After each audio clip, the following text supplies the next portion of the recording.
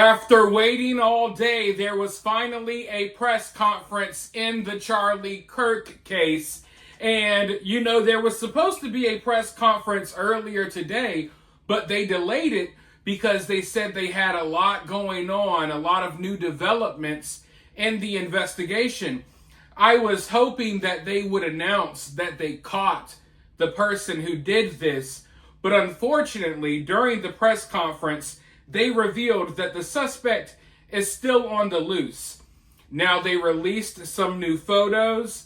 I already shared those photos over on my other channel. Go subscribe over there if you haven't already. But they also released new video of the suspect. And it turns out that the conspiracy theorists online were right. That little object that everyone was seeing on the roof in the videos yesterday, turns out that was the guy who did it. That was someone running along the roof. It was like something straight out of the playbook of what happened to Donald Trump. And there's videos out there of people just casually looking like, hey, there goes someone on the roof, before it even happened to Charlie. So, obviously, Charlie Kirk is not the president of the United States. He doesn't have the security detail and the Secret Service like the president does. But, you would hope that they would secure, or at the very least, keep their eyes on rooftops and stuff like that at these political events, especially after what happened to Trump. But, what can you do, right? All Charlie did was go and debate kids on college campuses. We used to live in a country where you could have a different opinion than someone else. You could express that opinion without having to worry about getting sniped from the rooftop. But we no longer live in that country. We now live in a country where people with opinions who aren't afraid to share them, people who are not even politicians, just normal everyday people, can and will be assassinated in front of their families for not bowing down to the mob and just submitting to their way of thinking and their ideology and their belief. But we're going to be talking a lot about what happened to Charlie Kirk and what happens after what happened to Charlie Kirk in the coming days and weeks, I'm sure. For now, I want to show you guys this press conference. Because, as I said, it's a very short press conference, by the way. As I said, they have this new video of the suspect. You see him running along the rooftop, and then he literally jumps off the building, doesn't take the steps, and runs off. It's something that I think everyone needs to see because, of course, this guy has not been found yet. So let's go ahead and check out this press conference, and then I'll be right back with more thoughts. Ladies and gentlemen, thank you for joining us here tonight. We appreciate the media and the partnership we have with you in helping us to get information out to the public so that we can catch this assassin and hold him accountable. We are going to share a portion of a video and that we have of the suspect, as well as some new stills. Those have already been released, but we want to make sure that they get as much attention as possible so that we can get help from the public in tracking down this evil human being. So we're going to cue up the video right now. Show that. I've asked Commissioner Bo Mason if he would narrate to you what is happening in this video. Thank you, Governor. Bo Mason, Commissioner for the Utah Department of Public Safety. If you look up to the top left, you'll see the building where the shooter was chromed out in the top left corner. We'll go ahead and play that video and I'll narrate as we walk through that. So here you see that the suspect ran behind that upper building. He's going to come out on the right, moves to this far right corner. As he does, he's going to climb off the edge, and then dropped down to the ground. As he did that, he left some palm impressions. There's some smudges, some places we're looking to collect DNA. There's a shoe imprint where we believe the suspect is clearly identified as wearing Converse tennis shoes. Again, we'll replay that again so you can get another view of that. It's important to note his black t-shirt, his black pants, and there appears to be some white on the soles of those Converse tennis shoes. Those are all identifiable items that we're looking for. In the stills that are going to follow this, you're going to see a very distinctive t-shirt with an American flag and appears to have an eagle on it. There's also a baseball cap with a triangle on it and a pair of sunglasses.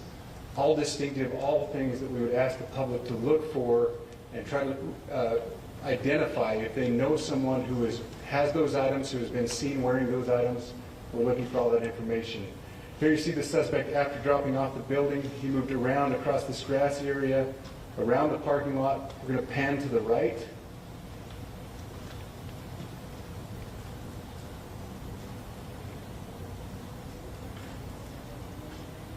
After he crosses the street, this is where he moves over into the wooded area. This is the video evidence that we utilize to track his movements and to locate that firearm in that wooded area following the discovery of this evidence. Good. You want to go to the stills? So here's the still photographs. I mentioned these have been enhanced. So these are slightly different than what we introduced earlier. Please pay close attention to the t-shirt. Like I said, very distinctive with that American flag and that eagle. The hat with the triangle and the sunglasses. If you go to the next picture, please. The backpack as well. All identifying features that we're hoping the public can help us identify and lead us to this suspect. Next picture. And again, there's a better picture of the hat with that triangle logo, and again the t-shirt. Blue jeans, and you get a good look at those Converse tennis shoes as well. We have pushed these out, we'll continue to push these out, and we just ask for the public's cooperation through the public. The tips that have been coming in are what are giving us our next leads and enabling us to continue to further this investigation. We've had great cooperation from the public, and we're continuing to ask for that as we move forward. Thank you, and I'll turn time back over to Governor Cox. Thank you so much, Commissioner Mason. I want to thank Director Patel and his team. It's great to have them on the ground with us tonight. We've had several briefings, and he's had an opportunity to walk the crime scene. We appreciate our local law enforcement here. Again, we have Mike Smith, who is the county sheriff here. We have all of our local chiefs of police that are here as well, all working hand in hand with the state and with the FBI as we move forward with this investigation. Now, just give you a little more, we will not be taking any questions at this time. We're giving you the latest information we have, being as transparent with everything that we have. But I do want to share a couple things that I think are important. We cannot do our job without the public's help right now. The public has answered our call for action. So far, we've received more than 7,000 leads and tips. I would just note that the FBI hasn't received this many digital media tips from the public since the Boston Marathon bombing. This case also highlights the dedication of our law enforcement community. We have 20 federal, state, and local law enforcement partners that are working shoulder to shoulder to find the person who committed this horrific crime. With their support, we've completed nearly 200 interviews. As you're aware, as has already been reported, the FBI is offering a $100,000 reward for information leading to the identification and arrest of the person responsible for the murder of Charlie Kirk. We also continue to implore the public to support this investigation and come forward with any information. We are truly hopeful that this video and new photos will lead to even more tips. We are processing. We have an incredible team, a state and federal team working together to process those tips. We are going out in tandem to interview any potential person of interest or suspects. But we need, again, we need as much help as we can possibly get. Any videos or photos that you might have, the public, should be submitted to our digital media tip line, which is www.fbi.gov/Utah Valley shooting, all lowercase. Again, that is fbi.gov/Utah Valley shooting, all lowercase. You can also provide general tips about the shooting by calling 1-800-CALL-FBI. That's 1-800-CALL-FBI, or at tips.fbi.gov. This is, I would just say, this is not just a local matter here in Utah. We have people all over the country that are helping to bring this perpetrator to justice for Charlie Kirk and his family.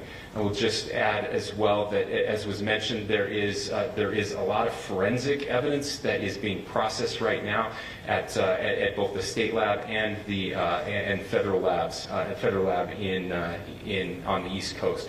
So we are working in tandem together. I would also just add a word of note for those people who are spending so much time on social media. I think Charlie said it best, that when things get bad, we should put our phones down and spend a little time with our families. There is a tremendous amount of disinformation. We are tracking our team, the state team, and I'm sure the federal team as well. What we're seeing is our adversaries want violence. China, we have bots from Russia, China, all over the world that are trying to instill disinformation and encourage violence. I would encourage you to ignore those, to turn off those streams, and to spend a little more time with our families. We desperately need some healing. We'll have more to say about that in the days and weeks to come. More than anything, we are going to catch this person. Last thing I will just say is we've been working with our attorneys, getting everything that we need, affidavits ready, so that we can pursue the death penalty in this case, and that will happen here in the state of Utah. Again, to the public, to those who are grieving, thank you for your prayers. I know we are feeling those prayers. I know the Kirk family is feeling those prayers as well. We pray that God will bless our nation at this very dark time. We can start healing by finding this perpetrator and holding him accountable, and we need your help to do that. Thank you.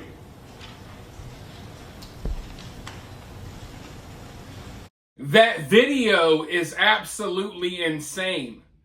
The lengths that people will go to just to silence someone that they don't agree with, that they don't like. They literally jumped off the building afterwards to get away. And look, I know it's not the highest drop ever, but I think they may have injured their leg. But it's crazy how they have all of these photos and videos of this suspect, yet they have not identified him. They don't know who he is.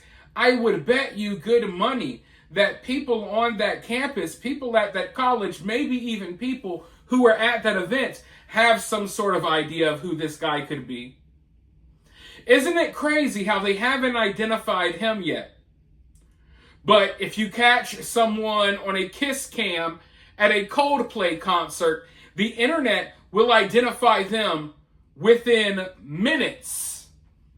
Someone says the N-word at the grocery store, the internet identifies them. They done lost their job and their whole livelihood within 10 minutes. Someone goes viral doing something stupid on video, the internet knows who they are, they know where they live within 5 minutes.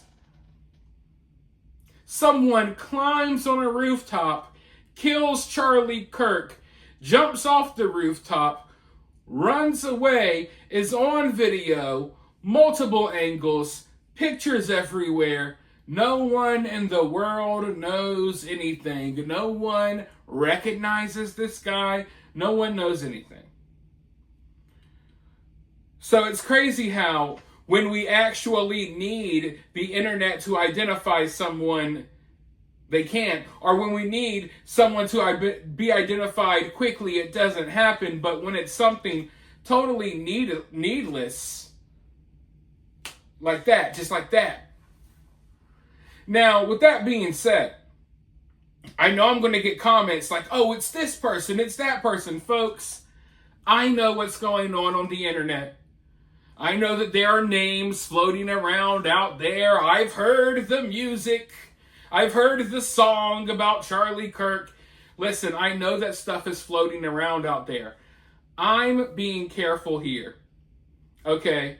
Because I have to be, when reporting stuff like this.